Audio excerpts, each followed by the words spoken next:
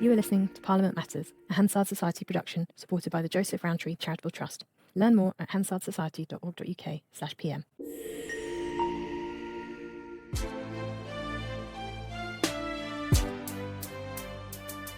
Welcome to Parliament Matters, the podcast about the institution at the heart of our democracy, Parliament itself. I'm Ruth Fox. And I'm Mark Darcy. Coming up this week. The heat is on. The government is now taking difficult decisions on everything from social security to a third runway at Heathrow, which could cause splits in their own ranks. The scrutiny gap. Why aren't MPs paying more attention to the mechanisms they've set up to control the social security budget and repeal old EU laws? And the House of Lords provides good news for Paul McCartney, but bad news for posh ticket touts at the Royal Albert Hall.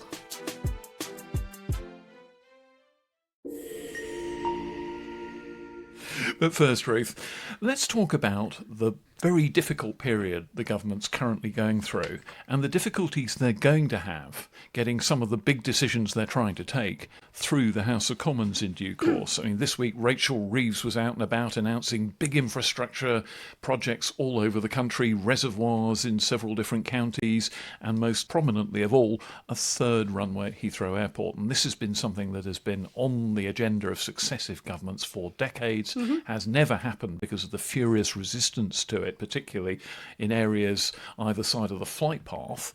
Now she says it's going to happen, and it's going to happen within 10 years, she hopes. So all those fears about long delays, endless judicial reviews, a half century of legal process before spades can hit the ground are being shelved by Rachel Reeves. She's going to make it happen, or so we're told. And it's just one of the things on which there could be very uncomfortable Commons votes for the government. Not so much on an order to authorise the construction or anything like that, because it's early days, but I'm sure that there are people in Parliament who would, one way or another, try and force a vote, a backbench debate, an opposition day debate, probably by the Liberal Democrats, I would guess, but who knows who might try and bring an opposition day debate on that one. But I'm pretty sure that there will be an attempt to register Commons dissent, particularly to the third runway there, maybe to the extra runway at Gatwick Airport as well. Yeah, it's not hard to see how sort of backbenchers with the tools at their disposal, whether it's Westminster Hall debates, the German debates, e-petitions being got up to generate support and force a debate in the Commons, not hard to see how all that happens. Yeah, the e-petition process is one I hadn't particularly thought of, but I'm sure you're right. Someone somewhere will be launching a petition as we speak. Yeah, and it's not hard to imagine that in the constituencies around these airports that you could get 100,000 supporters fairly quickly. But I mean, beyond that, those will all be difficult moments for the government to manage. And one way in which they probably do this is they won't participate in the votes on a lot of occasions. You know, they'll just not vote in the opposition day debate. So they won't be forced into a situation where a split in their ranks is obvious, or their constituency MPs who really don't want to put their heads above the parapet and support the development are forced to do so through the whipping. They'll try and engineer it so that they don't participate in the votes. And the precedents are there, I'm afraid, from the last Parliament, where previous Conservative governments did exactly that as well. But there will be moments of difficulty. But actually, in terms of what's Parliament's role formally in this process, quite limited. I mean, the development at Heathrow, for example, would be something that's more go through the planning system in a sort of quasi-judicial process. There'll have to be, and Rachel Reeves has said they want what's called the development consent order. They want that signed and sealed in this Parliament.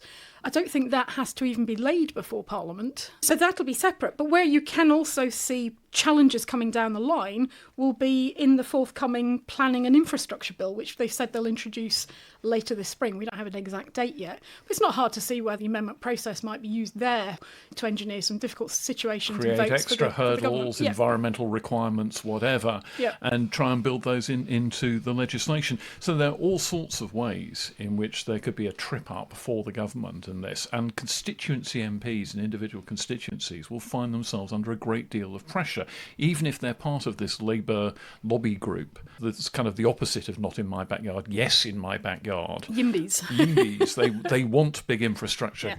It's one thing to say that in the abstract. It's another to face a large number of very angry constituents saying, well, we're not going to vote for you because you are in favour of this and we think it's going to blight our lives. I almost wonder whether the government's going to have to start licensing dissent on this. I mean, thinking back to the HS2 bill of blessed memory, when that was going through, the former cabinet minister, the late great Dame Cheryl Gillen, had HS2 running through her Chesham and Amersham constituency, and she was vigorously against it.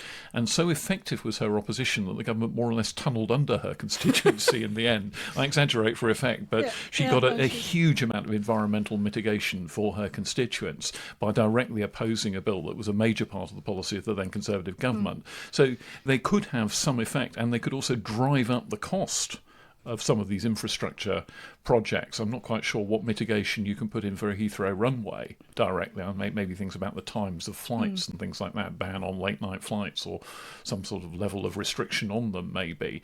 But there will certainly be a very intensive rearguard action from constituency MPs, particularly, as I say, in that southwest London to sort of outer London commuter belt area. Yeah. Well, as you say, are they going to effectively licence certain MPs to, if not vote against the proposals, if there are votes on this, but at least not register their votes, abstain, find themselves absent suddenly? I don't think the constituents concerned would be desperately impressed if their local MP just had a convenient dental appointment every time one of these issues came up for a vote in Parliament. But in which case, are you then giving licence to a certain number of MPs to vote against the government? Well, their majority is big enough that they can actually afford it. Yeah, 150 odd, isn't it? Also, the heretical thought comes to my mind that, frankly, Labour may feel that some of the seats they hold are so improbable seats for Labour to hold that maybe those MPs are regarded as expendable. Yes. I don't want to say that out loud in Labour parliamentary. If you were a government whip, you really wouldn't want to be saying that out loud, as you say. But I'm sure that the thought is in the back of some people's mind, well, this guy's not going to hold his seat anyway. So let's be respectful about his objections, but not actually take them on board. Yeah, this has got to happen for our development and growth. This has got to happen for growth. Well, that's very much their argument. And of course, this is just an hors d'oeuvre to some of the other very difficult votes yet to come. This week, the government announced the welfare cap, the global amount that was going to be spent on a certain section of the social security budget, which was raised considerably. And next week, the government will be putting down orders to increase various benefits, to increase the state pension. And there's clearly a huge financial problem here for the Treasury, that the cost of the welfare state is running ahead of what they can afford to find. Yeah. So we've all heard the stories in the last week or so of Rachel Reeves wanting the Secretary of State for Work and Pensions, Liz Kendall, to crack down on the social security budget, reduce the size of it.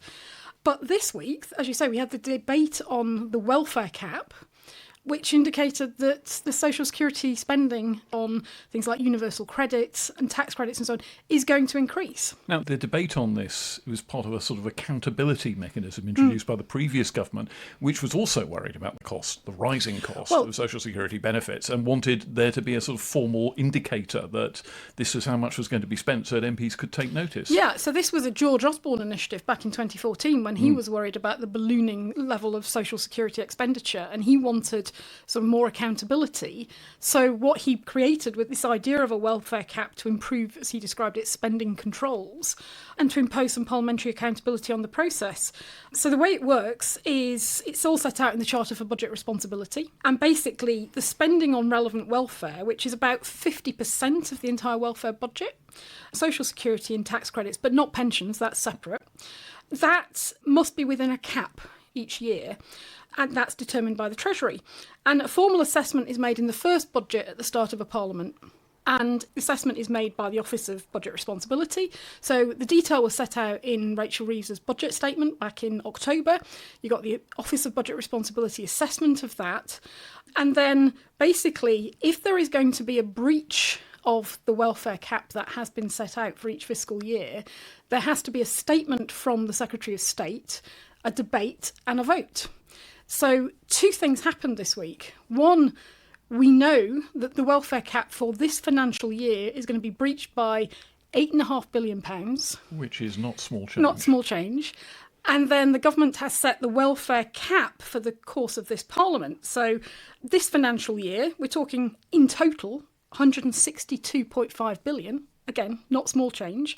And that is going to rise over the course of this parliament to £195 billion. What MPs were asked to do this week was approve and accept that the breach is going to happen, unavoidable. And of course, it was all blamed, understandably, on the previous government's actions or inaction, but also approve the welfare spending to come over the course of the Parliament.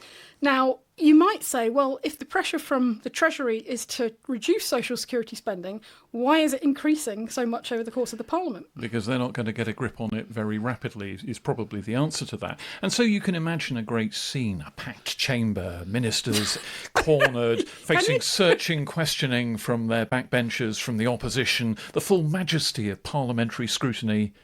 Not, no. So I did watch it.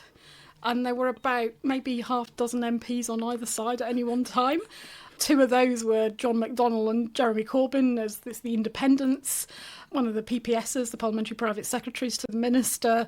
And I think there were about, in the course of a 90-minute debate, about 6 speeches. You could almost hear the air whistling out of this as the occasion slowly deflated. And this goes back to the question I've often thought to myself, what if they gave robust parliamentary scrutiny and nobody came? This is the problem with having all these marvellous mechanisms. You actually need people to turn up and operate them. Yes. OK, the problem at the beginning of a parliament is you have, and certainly in recent parliaments, so many new MPs, so they're not familiar with this. And they've got 101 other obligations, and OK, the cap has been breached on social security. It wasn't done by this government. Everybody knows the problems of the last government. COVID gets blamed, so is it such a big deal? There's not much they can do about it. But I think it was worth being there in the debate to have scrutinised the welfare cap for the course of this Parliament and to be asking some quite serious questions about why the cap is increasing over the course of the Parliament at the rate it will and how that relates to the government's policies.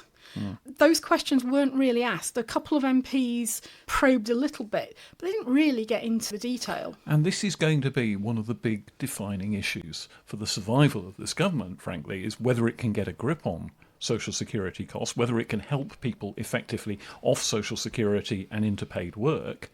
And if it can't do that, how's it going to get its budget under control, find money to do other things? Because otherwise you could end up with a situation where the social security budget's eating up all their headroom and other things have to be cut to make room for it, and bang goes all the wonderful investment that Rachel Reeves wants to have to get the economy moving. Yeah, and to set it in context, that breach this year of 8.6 billion, that's equivalent to about half the police budget in England and Wales. To set it in context, at the welfare cap over the whole of the year, if it rises to 195 billion at the end of this Parliament, the current Ministry of Defence spending is about 54 billion. You're talking about a really, really significant part of public finances. Yeah, enormous sums that could make a huge difference to the government's ability to do stuff. Yeah. And as you say, we can create as much architecture for scrutiny with as many opportunities for interventions as you want, as many debates and votes as you want. But in the end, if MPs don't engage with it and don't utilise them, then they fall by the wayside. And important questions, not least about trade-offs, go unanswered. Meanwhile, we've had yet another reminder this week of the political toxicity within Labour of the issues of getting the social security budget under control. There was a 10-minute rule bill. You may remember Labour got into considerable internal difficulties over the issue of the WASPy women, the women who had been caught unawares by the state pension age equalisation. The Ombudsman said they should be compensated. The government's saying it won't pay compensation because it's just such a huge amount of money that they can't easily find it. There was a 10-minute rule bill and 10 Labour MPs voted for it. I think the government line was to abstain, but there were 10 MPs, mostly usual suspect sort of names, people like Zara Sultana, John Trickett, Melanie On, Emma Lule-Buck. So there were a fair number of fairly obvious names, a few newcomers, Neil Duncan Jordan from Poole, who seems to be emerging as one of the usual suspects of the new intake in terms of occasionally voting against the whip or at least making noises that the government doesn't like. So there's a bit going on here. And this is just one side issue. There's already been votes on this. This issue's been thrashed about already, but 10 Labour MPs were willing to stick their neck out a little bit on the issue. It won't have gone unnoticed by the whips, even if there's no particular action. This is a 10-minute rule bill. It's not going anywhere. The vote has no real effect. And just to be clear, I think, because there was a lot of misunderstanding of what the vote was actually on in some of the press and social media, this was not a vote on the WASPy women compensation scheme itself. The motion was that the bill be allowed to go forward, be allowed to proceed. So it joins the queue of private members' bills on one of the later Fridays this session, very low down the list. It'll be lucky to get looked looked at again. You'd be lucky to get 2 minutes of debate at the fag end of a day. It's certainly not going to become law. But Stephen Flynn and the SNP got to make the point that they wanted to make and to get some attention back on the issue. Yeah, make a few Labour MPs a bit uncomfortable. And there will be coming down the track, doubtless, quite uncomfortable measures from Liz Kendall as she tries to get the budget under control, to perhaps impose tougher tests for some of these benefits, perhaps to restrict them in some way. I don't know quite what she might or might not propose, but you can bet that they're not going to be things that sit easily with a lot of Labour MPs. So it's just a reminder of the political sensitivity of trying to get welfare under control. Yeah. It's going to be a tough spring, I think. It's going to be an extremely tough spring, both on the infrastructure side and on the benefits side and on any other savings measures that the government has to come forward with as well. I mean, enormous pressure this week for them to raise defence spending. Getting to the 2.5% early target that they had is one thing. President Trump now wants 5% of GDP spent on defence, and I don't see that happening anytime soon. No. Well, with that, Mark, shall we take a short break? We'll be back in a few minutes to discuss trouble in the House of Lords. Yeah. But in the meantime, listeners, if you're enjoying the podcast, please do rate it on Apple or Spotify or wherever you get your podcasts. It really helps us to promote the podcast, get through to more listeners. We're finding that a lot of not just MPs and peers and parliamentary staff are listening, sort of people in the Westminster bubble, but lots of politics and citizenship teachers, for example, are telling us that they're listening to it and finding it to be a really useful resource. So we want to get it out to as many people as possible. You can help us do that by rating us on your podcast app. See you in a minute. See you soon. And we're back. And Ruth, the government's been starting to run into the sand a little bit in the House of Lords. A lot of legislation progressing very slowly, very extended committee stage discussion, things like moving bills into grand committee rooms rather than taking them on the floor of the main chamber, stuff like that. And quite an interesting defeat for the government this week on an amendment on the Data Use and Access Bill. Now, this sounds very, very techie. It is very, very techie.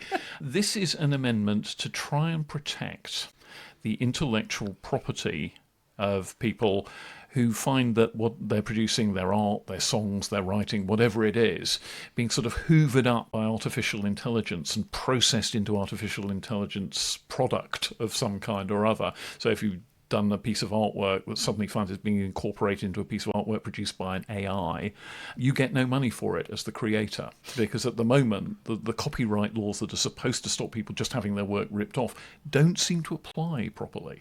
No, so as I understand it, if you are running an artificial intelligence company and you've got your software, you need to feed into this language model, this AI language model, a huge volume of material, information, data to train it.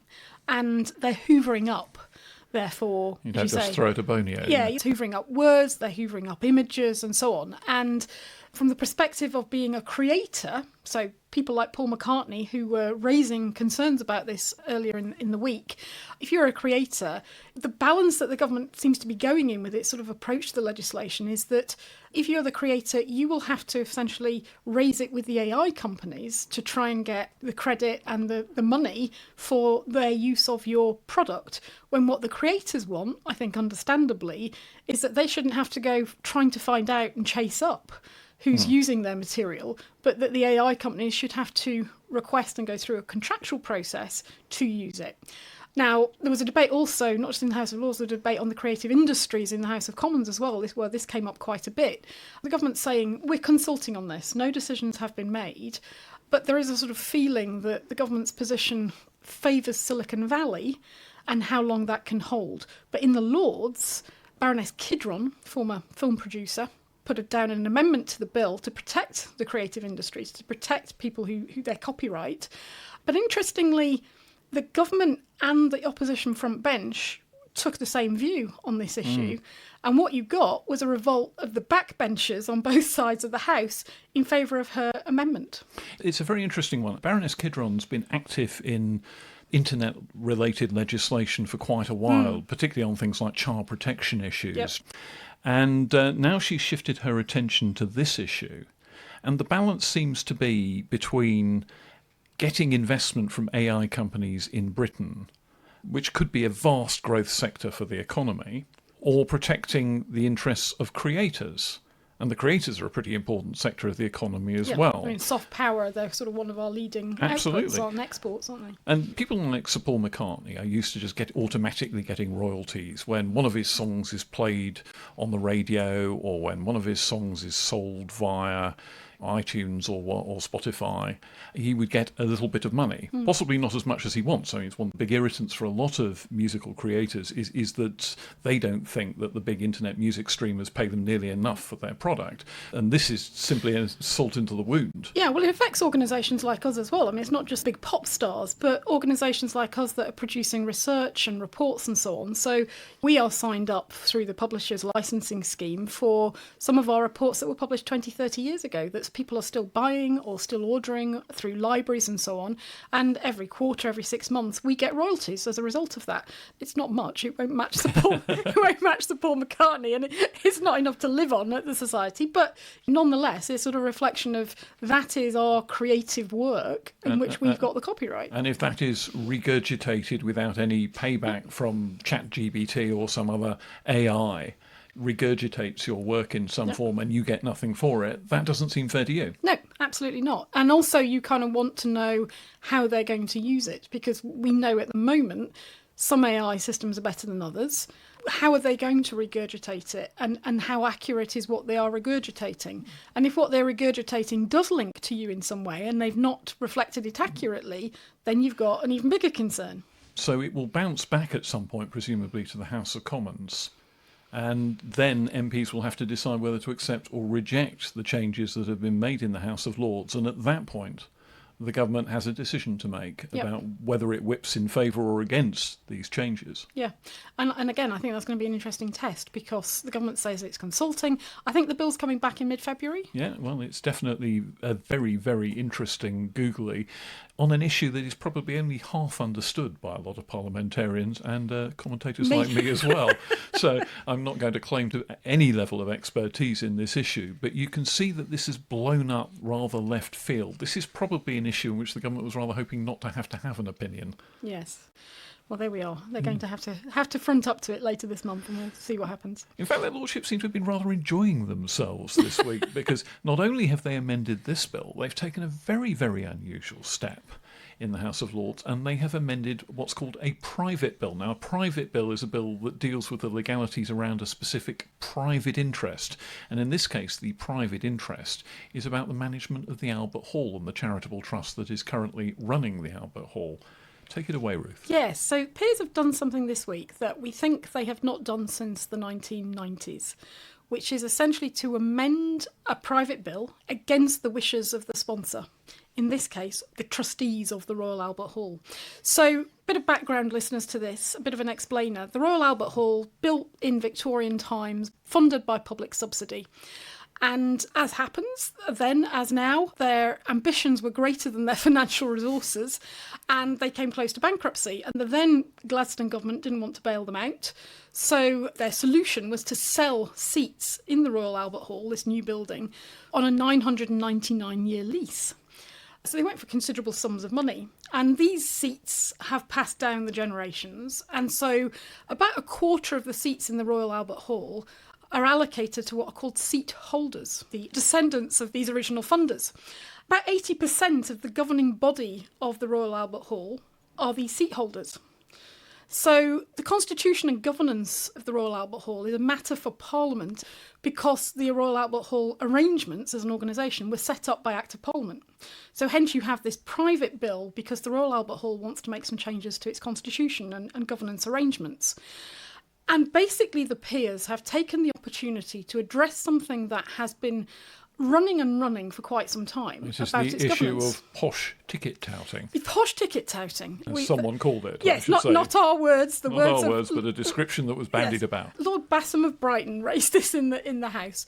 Essentially what's happening is that if you are a seat holder, you obviously get tickets to certain events at the Royal Albert Hall. Some are more valuable than others. But if you don't want to attend or can't attend, those seat holders can basically sell their tickets on the open market. Now, it didn't used to be an issue, but in recent years, obviously with the advent of online platforms for reselling tickets through things like Ticketmaster, it has become big business. You've, for example, got, quoted in the debates in the House of Lords this week, you've got tickets for the Ed Sheeran concerts going for £5,000. For reasons that pass all understanding. Oh, yeah. You're not a fan then? No, not so much. But, the seat holders are essentially selling their seats on to the highest bidder. Now, the problem is a governance one, because a good proportion of the trustees of what is now a charity, the Royal Albert Hall is a charity now, has been for quite some years, they are in effect in a position to get financial benefit from their seating arrangements and from who gets tickets when and so on. Now, that is a breach of charity law, because trustees of a charity, as you know, as you're a trustee of the History of Parliament Trust, I obviously work under a board of trustees here at the Society because we're a charity.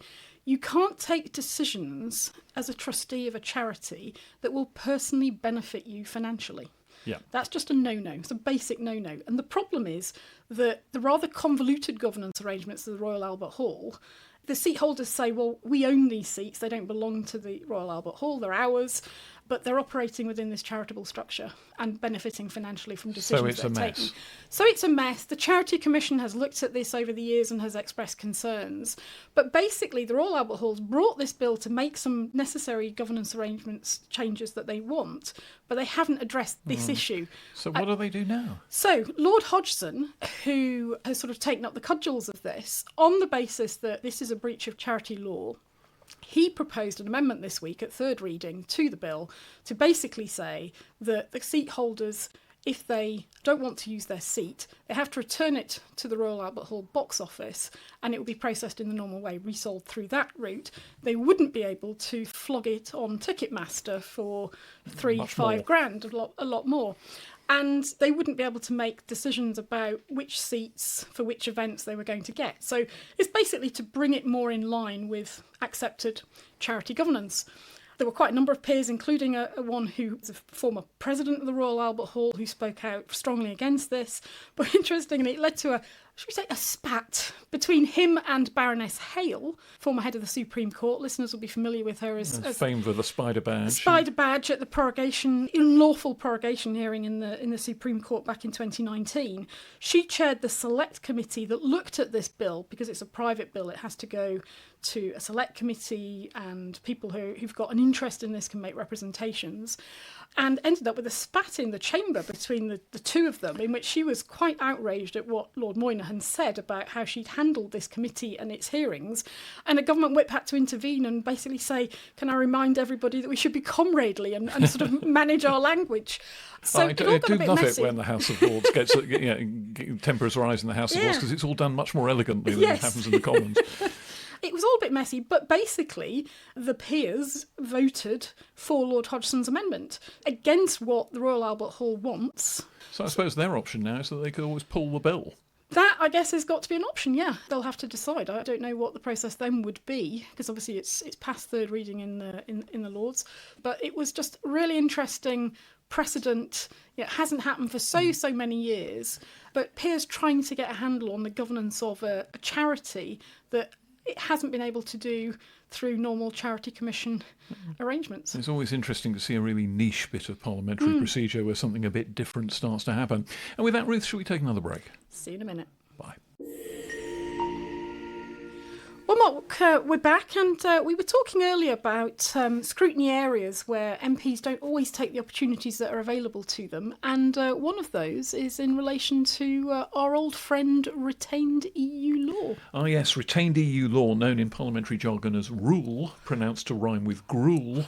It's the law that Britain took on board during its 40 years plus membership of the European Union and the EEC before that successive governments have wanted to get rid of.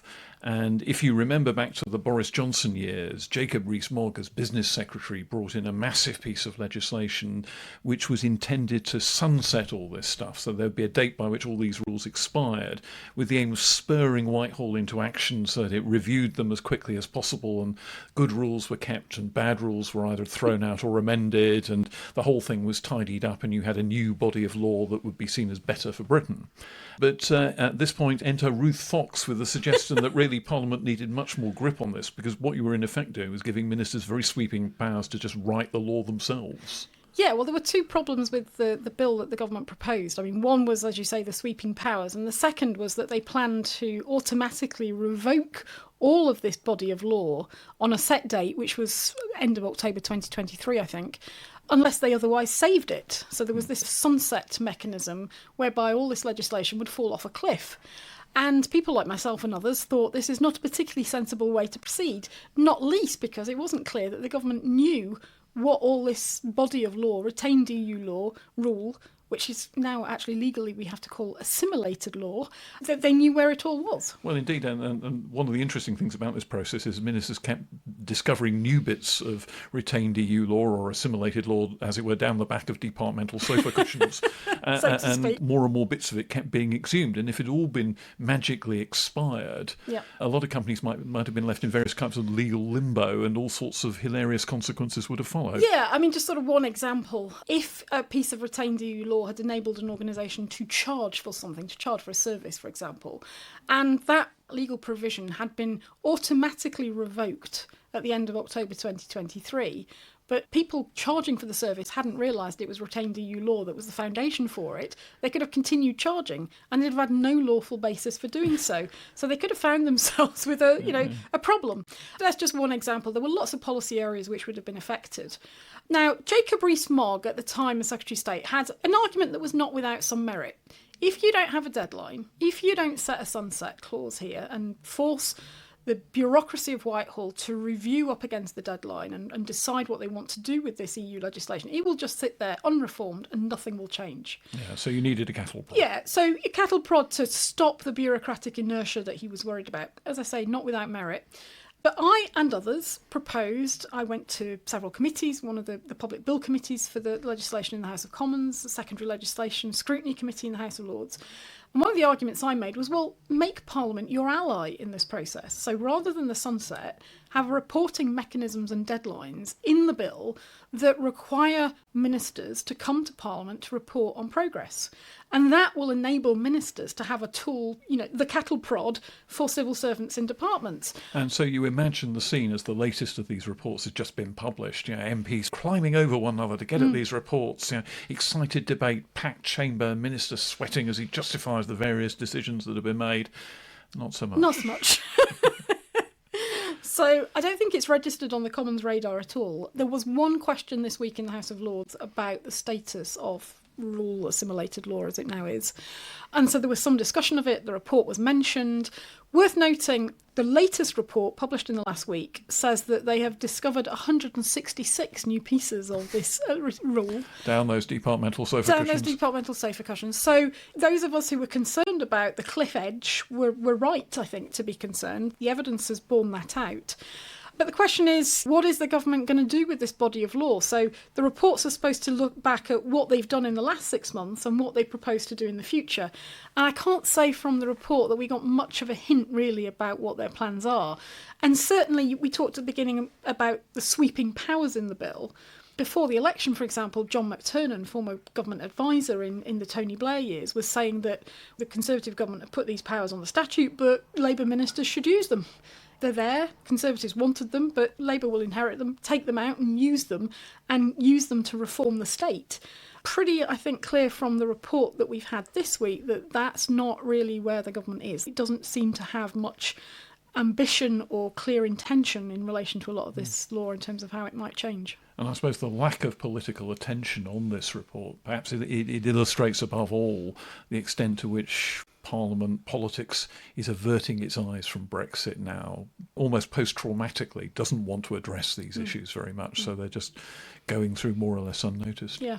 We might find in the next 6-month report, the report during a year, we might find that these things take on more salience as part of the sort of the discussions going on between us and the EU for this much vaunted reset of our relationship and the impact on that in terms of policy and legal matters. So it may well be that MPs do get engaged with this and want to take it up and want to engage with the scrutiny mechanisms more in the future because there are more controversial issues that are going to have to be tackled and addressed. But at the moment, as you say, pretty low level. So watch that space, but don't expect too much action in it. Meanwhile, and we've been talking a lot about the assisted dying bill on this podcast, and we'll have another special dedicated podcast on that subject out at the same time as this one. But there's been another private member's bill that's really very important and very sweeping in its provisions, the Climate and Nature Bill, that was debated by MPs on Friday, the normal private member's bill sitting, and something slightly unusual happened. Basically, the sponsor of the bill, the Lib Dem MP Ros Savage, agreed to adjourn the debate on it, didn't push it to a vote, didn't try to get it through to its next stage of consideration. The government, in effect, stopped this bill cold. Now, the Climate and Nature Bill was an extremely sweeping effort. It was an attempt to nail not just this government, but future governments for the next few decades to a very stringent set of carbon reduction targets, nature restoration targets, all informed by the deliberations of a special citizens' assembly. Your favourite subject. Yes, absolutely. I take the view that we have a citizens' assembly in this country already. It's called the House of Commons, and I'm a bit wary of setting up other ones. But leaving that aside, this would have been an attempt to, in effect, dictate large swathes of government policy in the coming decades through the mechanism of a private member's bill.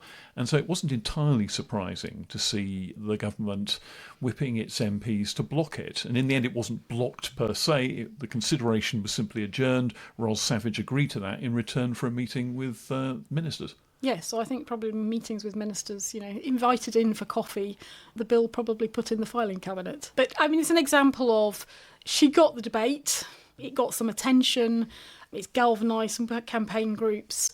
But in terms of getting something onto the statute book, that is not the kind of bill you choose for a private member's bill. Such a big, sweeping... It's too big. It's too, in terms of policy, just too wide, covering too many areas, and not something that the government of any political colour was ever going to consider. What's maddening about this situation, though, is that while this may not have been the best possible mechanism to do anything, the extent to which the kind of emerging environmental crisis on our planet is barely mentioned in general political discourse is downright frightening. I'm not sure I agree with you that it's barely mentioned. I think sometimes the debate isn't quite as honest and forthright as it could be, and the debate about the trade-offs.